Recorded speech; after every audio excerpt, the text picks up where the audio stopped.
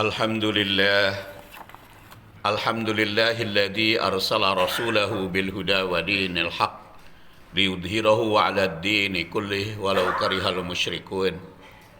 Asyhadu an la ilaha illallah wahdahu la syarika lah wa asyhadu anna Muhammadan 'abduhu wa rasuluh alladzi la nabiyya ba'dah walau karihal kafirun.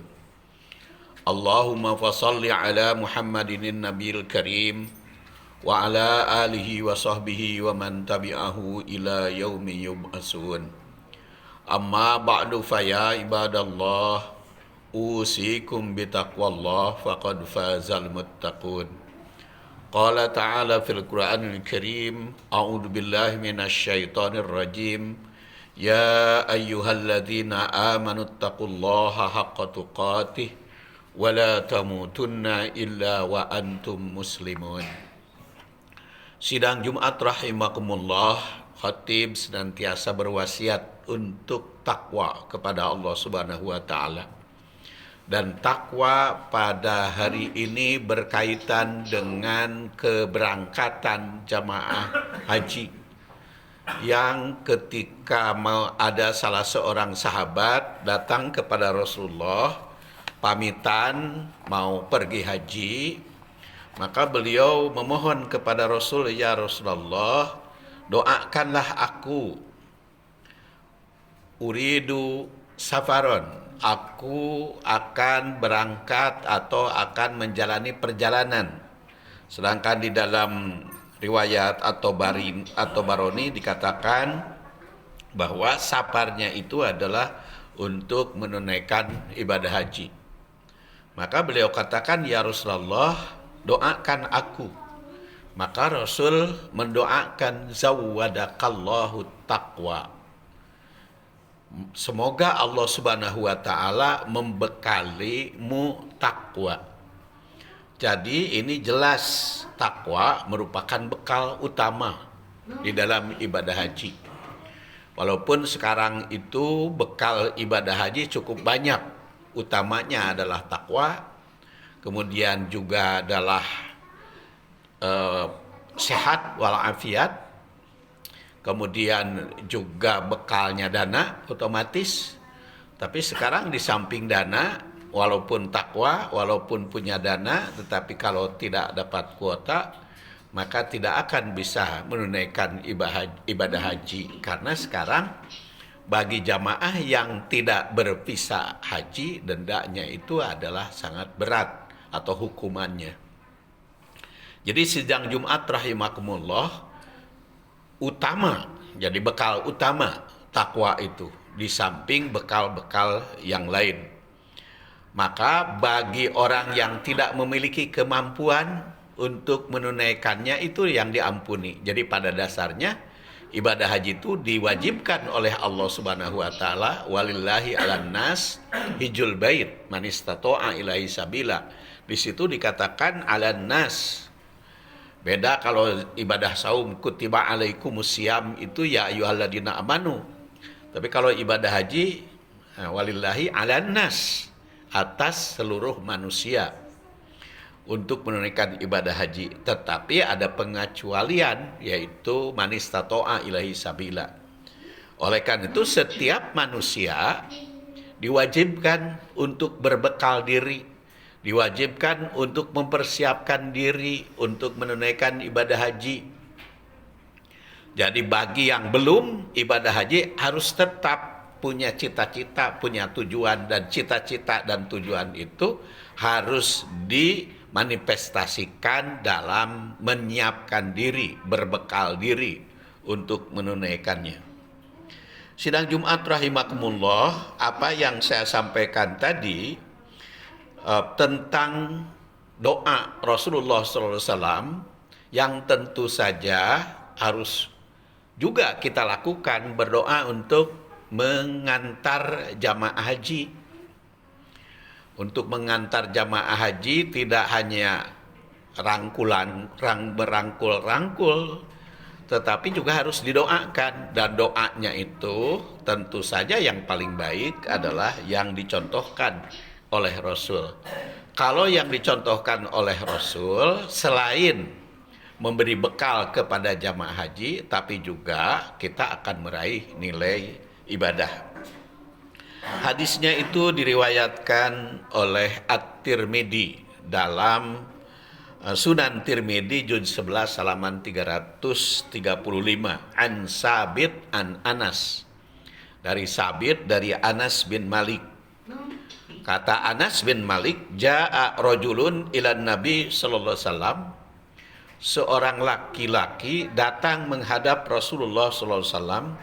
Faqala, dia berkata, ya Rasulullah, inni uridu safaron, aku berkehendak untuk pergi. Yang menurut riwayat At-Tabarani, yaitu yang lahir 260 wafat 360, At-Tabarani, itu rajulun itu yang minta kepada Rasulullah SAW, menandaskan ini uridu hadihin nahiyah al-hajj, untuk menunaikan ibadah haji. Maka beliau katakan, ya Rasulullah, fazawwidni, berilah bekal untukku untuk menunaikan ibadah tersebut.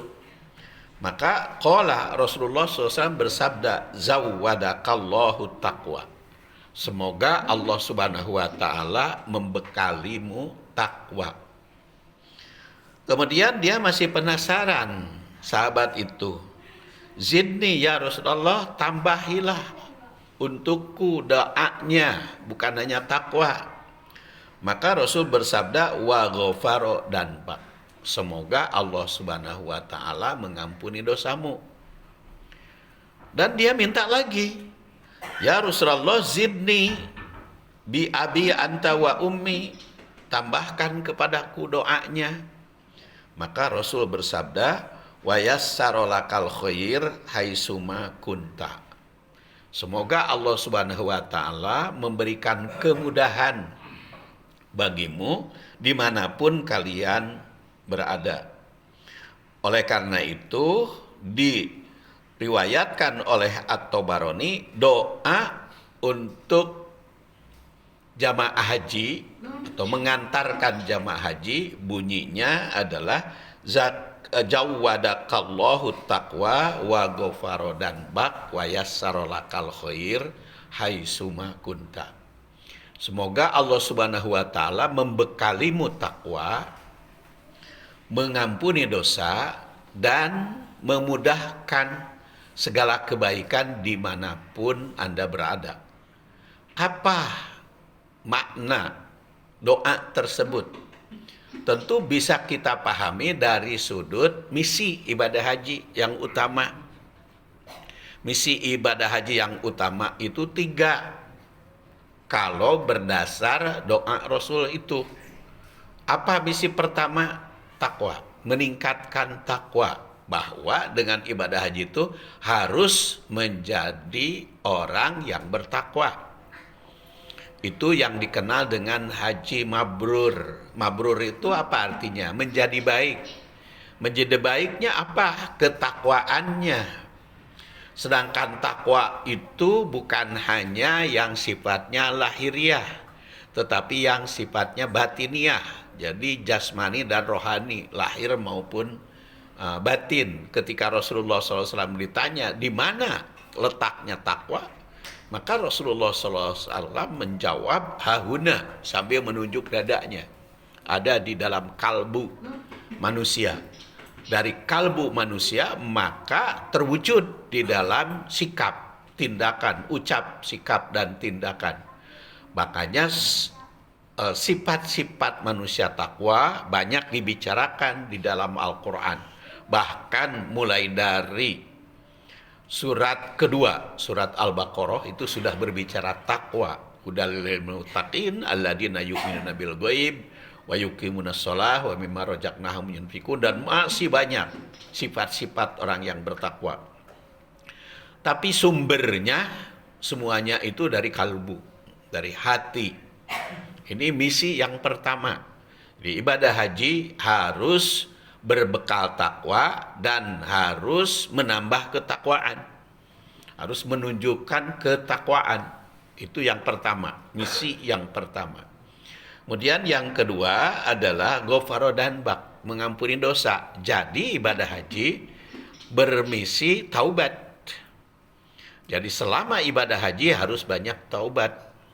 Banyak memohon ampun kepada Allah Subhanahu wa taala dan memberi ampun kepada sesama. Makanya ibadah haji itu termasuk syiar yang diketahui oleh umat, oleh masyarakat. Kita tidak boleh beribadah haji atau umroh itu ngelemet. Ngelemet itu apa? Sembunyi-sembunyi. Tapi harus memberitahu teman, memberitahu saudara, utamanya tetangga.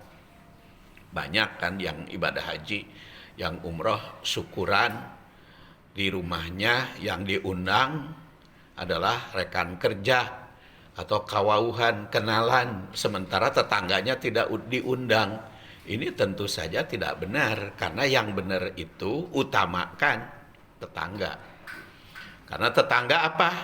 Karena dia yang mengetahui apa seluk-beluk kehidupan kita, dan mereka juga yang menjaga rumah kita yang kita tinggalkan, keluarga yang kita berpisah selama ibadah haji. Otomatis siapa lagi kalau ada sesuatu, kalau bukan sesuatu yang tidak diinginkan, kalau bukan tetangga. Maka utamakan tetangga diberitahu. Dengan cara apa saja terserah. Yang penting tetangga harus tahu. Dan memberitahu diri akan berhaji, memberitahu diri akan berumroh, itu termasuk syiar. Bagaimana itu adalah riya? Kalau riya itu bukan hanya pada pamer, bukan hanya kepada terang tangan, tetapi riya itu berada di dalam kalbu, keikhlasan yang tidak tahu. Hanya Allah Subhanahu wa taala yang tahu nilai keikhlasan. Yang penting latar belakangnya adalah syiar. Harus memberitahu saudara, memberitahu tetangga, supaya kalau ada sesuatu, maka tetangga yang ikut bertanggung jawab urusan keluarga kita.